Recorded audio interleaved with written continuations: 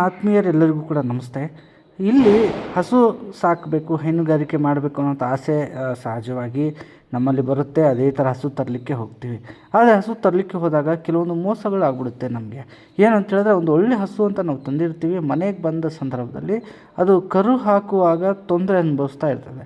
ಅದನ್ನು ಕಾವಿಂಗ್ ಪ್ರಾಬ್ಲಮ್ಸ್ ಅಂತ ಕರಿತೀವಿ ನಾವು. ಈ ಕಾವಿಂಗ್ ಪ್ರಾಬ್ಲಮ್ಸ್ ಏನಪ್ಪ ಅಂತ ಹೇಳಿದ್ರೆ, ಒಂದು ಆ ಕರು ಹಾಕೋ ಸಂದರ್ಭದಲ್ಲಿ ಕರು ಸಿಕ್ಕಿ ಹಾಕ್ಕೊಳ್ಳುವಂಥದ್ದು. ಇನ್ನೊಂದು ಏನಪ್ಪ ಅಂತೇಳಿದರೆ, ಕರು ಹಾಕಿದ ನಂತರ ಆ ಹಸು ಡೆತ್ ಆಗುವಂಥದ್ದು. ಯಾಕೆ ಈ ಥರ ಆಗುತ್ತೆ?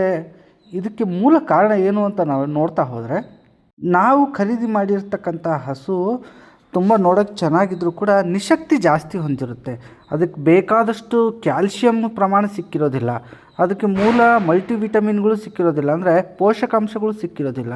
ನಾವು ಆಯ್ಕೆ ಮಾಡ್ಕೊಂಡು ತಂದುಬಿಡ್ತೀವಿ. ತಂದ ನಂತರ ಆಮೇಲೆ ಅದು ಹೋಗ್ತಾ ಹೋಗ್ತಾ ನಮ್ಮ ಕೊಟ್ಟಿಗೆಲಿ ಸೆಟ್ ಆಗೋದಿಲ್ಲ, ಡೈರೆಕ್ಟ್ ನೇರವಾಗಿ ಡೆತ್ ಆಗಿಬಿಡುತ್ತೆ, ಸಾವಿಗೀಡಾಗ್ಬಿಡುತ್ತೆ. ಸ್ನೇಹಿತರೆ, ನಾವು ಹಸು ತರುವ ಸಂದರ್ಭದಲ್ಲಿ ಅದನ್ನು ನಾವು ಹಲ್ಲು ನೋಡಿರ್ತೀವಿ ಹೇಗೋ, ಕೆಚ್ಚಲುಗಳನ್ನು ಹೇಗೆ ನೋಡ್ತೀವೋ ಅದೇ ಥರ ಸೂಕ್ಷ್ಮತೆ ಅನ್ನುವಂಥದ್ದು ಇನ್ನೊಂದಿರುತ್ತೆ. ಏನಪ್ಪ ಅಂತ ಹೇಳಿದ್ರೆ, ಹಸು ಕುತ್ಕೊಳ್ಳುವಾಗ, ನಿಂತ್ಕೊಳ್ಳುವಾಗ ಅದರ ಕಾಲುಗಳನ್ನು ಅಬ್ಸರ್ವ್ ಮಾಡಬೇಕು. ಹಿಂಗಾಲಾಗಿರಲಿ ಮುಂಗಾಲಾಗಲಿ ನಡುಕ್ತಾ ಇರ್ತವೆ, ಶೇಕ್ ಆಗ್ತಾ ಇರ್ತವೆ. ಅಂಥ ಹಸು ಖರೀದಿ ಮಾಡಬಾರ್ದು. ಅದು ತುಂಬಾ ಕೆಚ್ಚಲು ದೊಡ್ಡದಿರಲಿ ಅಥವಾ 2ನೇ ಸೂಲು 3ನೇ ಸೂಲು ಹಸುನೇ ಆಗಿರಲಿ. ಆದರೆ ಒಂದು ನಾನು ಹೇಳುವಂಥದ್ದು, ಫಸ್ಟ್ ಲ್ಯಾಕ್ಟೇಷನ್ನು, ಸೆಕೆಂಡ್ ಲ್ಯಾಕ್ಟೇಷನ್ ಅಂದರೆ 1ನೇ ಸೂಲು 2ನೇ ಸೂಲಲ್ಲಿ ಅಷ್ಟು ಪ್ರಾಬ್ಲಮ್ ಕಾಣಿಸಲ್ಲ. 3, 4ನೇ ಸೂಲಲ್ಲಿ ಈ HF ಹಸುಗಳಿಗೆ ಅಥವಾ ಐರ್ಷಿಯರ್ ಹಸುಗಳಿಗೆ, ಜರ್ಸಿ ಹಸುಗಳಿಗೆ ಕಾಡುವಂಥ ಸಮಸ್ಯೆ ಏನಪ್ಪ ಅಂತ ಹೇಳಿದ್ರೆ, ಕಾಲು ನಡುಕ, ಕ್ಯಾಲ್ಶಿಯಮ್ನ ಕೊರತೆ ಇದು ಕಾಣ್ತಾ ಇರುತ್ತೆ. ಇದನ್ನು ಕೂತ್ಕೊಳ್ಳುವಾಗ ನೋಡಿ, ನಿಂತ್ಕೊಳ್ಳುವಾಗ ನೋಡಿ. ಅದೇನಾದ್ರು ಕಾಲು ನಡುಕ್ತಾ ಇದೆ ಅಂದರೆ ದಯವಿಟ್ಟು ಹಸುವನ್ನು ಖರೀದಿ ಮಾಡಲಿಕ್ಕೆ ಹೋಗಬೇಡಿ.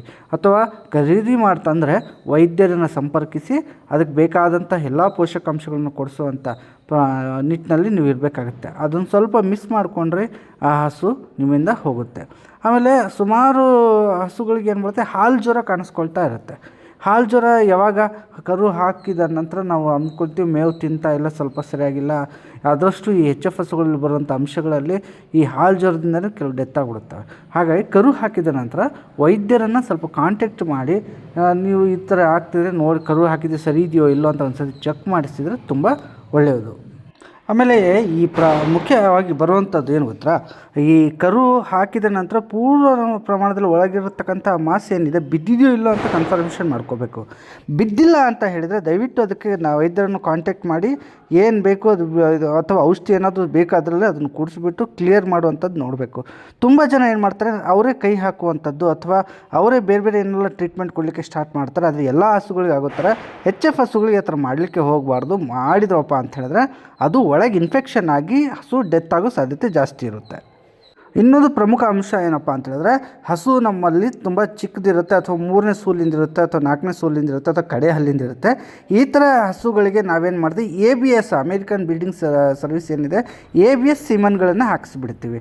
ಆದರೆ ABS ಸಿಮೆನ್ ಹಾಕಿದಾಗ ಹಸು ಚಿಕ್ಕದಿದ್ದು ಅದ್ರ ಒಳಗೆ ಕರು ಬೆಳವಣಿಗೆ ಆಗ್ತಾ ಇದ್ದರೆ ಅದನ್ನು ಕರು ಹಾಕೋ ಸಂದರ್ಭದಲ್ಲೂ ಕೂಡ ತೀರಾ ಹಿಂಸೆ ಅನುಭವಿಸಿ ಕರು ಆದರೂ ಒಳಗೆ ಡೆತ್ ಆಗುತ್ತಿಲ್ಲ, ಹಸು ಕೂಡ ಡೆತ್ ಆಗುತ್ತೆ. ಇತ್ತೀಚಿನ ದಿನಗಳಲ್ಲಿ ಸುಮಾರು ಜನ ಏನು ಮಾಡ್ತಿದ್ದಾರೆ, ABS ಹಾಕ್ಸೋಣ, ಅದು ಅಡ್ಡಿ ಇಲ್ಲ, ABS ಸಿಮೆನ್ಗಳು ಆದಷ್ಟು ಸೆಕೆಂಡ್ ಲ್ಯಾಕ್ಟೇಷನ್ ಕರುಗಳಿಗೆ ಹಾಕ್ಸಿದ್ರೆ ಒಳ್ಳೆಯದು. ಅದು ABS ಸೆಕ್ಷಲ್ ಸೆಮೆನ್ಸ್ ಹಾಕ್ಸ್ತಾ ಇದ್ದೀವಿ ಅಂತ ಹೇಳಿದರೆ ಕನಿಷ್ಠ ಅದ್ರ ರೂಲ್ಸೇ ಹೇಳುತ್ತೆ 300 kg ಅಷ್ಟು ತೂಗಬೇಕು ಆ ಕರು ಅಥವಾ ಆ ಹಸು ಅಂತೇಳಿ. ಆದರೆ ನಾವು ಫಸ್ಟ್ ಲ್ಯಾಕ್ಟೇಷನ್, ಸೆಕೆಂಡ್ ಲ್ಯಾಕ್ಟೇಷನ್ ಬ್ರೀಡಿಗೆ ನಾವು ಹಾಕ್ಸೋದಿದ್ರೆ ಪಂಜಾಬ್ ಅಥವಾ ಈ ಕಡೆ ಭಾಗದಿಂದ ಬಂದಂಥ HF ಹಸುಗಳು ಅಷ್ಟು ತೂಕ ಬರುತ್ತೆ ಆ ಕರುಗಳು. ಬಟ್ ನಮ್ಮಲ್ಲಿ ಯಾವುದೋ ಒಂದು ಸಣ್ಣ ಪುಟ್ಟ ಕ್ರಾಸ್ HFಗಳಿಗೆ ABS ಹಾಕ್ಸೋಕೆ ಹೋಗಿ ಅಲ್ಲಿ ಒಳಗೆ ಕರುವಿನ ಬೆಳವಣಿಗೆ ಚೆನ್ನಾಗಾಗಿ ಕರುವಿನ ಬರುವಂಥ ದಾರಿ ಚಿಕ್ಕದಾಗಿ ಆ ಕರು ಸಾಯೋದು ಸಂದರ್ಭ ಜಾಸ್ತಿ ಇರುತ್ತೆ. ಅದನ್ನು ನೋಡ್ಕೊಳೋದಿಲ್ಲ, ಅದನ್ನು ಚೆಕ್ ಮಾಡ್ಕೊಳೋದಿಲ್ಲ, ಕರು ಒಳಗೆ ಸತ್ತಿರುತ್ತೆ. ಇಲ್ಲಿ ನಾವು ಸ್ವಲ್ಪ ನೆಗ್ಲೆಕ್ಟ್ ಮಾಡಿದ್ರು ಕೂಡ ಹಸುನು ಕೂಡ ಡೆತ್ ಆಗುತ್ತೆ. ಚೆನ್ನಾಗಿರೋ ಹಸುಗಳು ಕೂಡ ಇದೇ ಥರ ಕಾರಣಕ್ಕೆ ಡೆತ್ ಆಗ್ತಿರುವಂತಹ ಪ್ರಕರಣಗಳು ಹೆಚ್ಚು ಬೆಳಕಿಗೆ ಬರ್ತಾ ಇದೆ. ಗಬ್ಬ ಇರುವಂಥ ಹಸುಗಳನ್ನು ನಾವು ಖರೀದಿ ಮಾಡಿ ತಂದ ಸಂದರ್ಭದಲ್ಲಿ ಒಳಗೆ ಕರು ಆಡ್ತಾ ಇದೆಯಾ ಇಲ್ವೋ ದಯವಿಟ್ಟು ವೈದ್ಯರಿಂದ ಚೆಕ್ ಮಾಡಿಸಿ. ನಾವು ಕರು ಅಥವಾ ಹಸು ತಂದಂತಹ ಒಂದು ಖುಷಿಯಲ್ಲಿ ಇಂಪಾರ್ಟೆಂಟಾಗಿ ಕರು ಹೊರಗಡೆ ತಿರುಗ್ತಾ ಇದೆಯೋ ಇಲ್ವೋ ಇದನ್ನು ಪರಿಶೀಲಿಸ್ಕೊಳ್ಳೋದಿಲ್ಲ. ಅದನ್ನು ತಂದು ಕಟ್ಕೊಳ್ತೀವಿ, ಇನ್ನೊಂದು 10 ದಿವಸ ಇದೆ ಅದು ಕರು ಹಾಕಲಿಕ್ಕೆ ಅಂತ ಹೋಗ್ತಾ ಇರ್ತೀವಿ. ಆದರೆ ಅದು ಸೂಕ್ಷ್ಮತೆ ಪಾಪ ಹಸುನು ಕೂಡ ತೋರಿಸ್ತಾ ಇರುತ್ತೆ. ಹೊಸಬ್ರು ಇದನ್ನು ಗಮನಿಸಲಿಕ್ಕೆ ಹೋಗೋದಿಲ್ಲ.